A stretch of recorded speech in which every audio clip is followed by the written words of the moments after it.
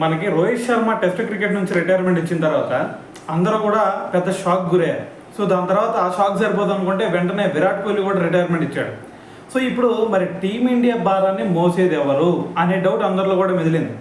So అందుకని చెప్పేసి BCCI ఏం చేసింది, ఈసారి ఒక యంగ్స్టర్ని కెప్టెన్గా చేద్దామని చెప్పేసి శుభ్మన్ గిల్ని తీసుకొచ్చి కెప్టెన్గా చేసింది. మరి శుభ్మన్ గిల్ని కెప్టెన్గా పెట్టిన తర్వాత అందరూ ఏమన్నారు, అసలు శుభ్మన్ గిల్కి టెస్ట్ క్రికెట్ ఆ స్క్వాడ్లోనే ప్లేస్ దక్కకూడదు, అటువంటి అతన్ని కెప్టెన్గా పెట్టారు, సో ఇంకా ఇండియా పరిస్థితి ఏందో అని చెప్పేసి చాలామంది అభిప్రాయపడ్డారు. అయితే దాని తర్వాత చూసుకుంటే ఫస్ట్ 2 మ్యాచెస్లోనే శుభ్మన్ గిల్ అంటే ఏంది అనేది అతను నిరూపించుకున్నాడు.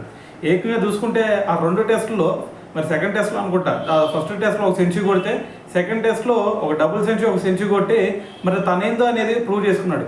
సో దాని తర్వాత ఓవరాల్గా ఈ సిరీస్ మొత్తం కంప్లీట్ అయిన తర్వాత చూస్తే ఏకంగా 750 రన్స్ వరకు కొట్టినట్టున్నాడు.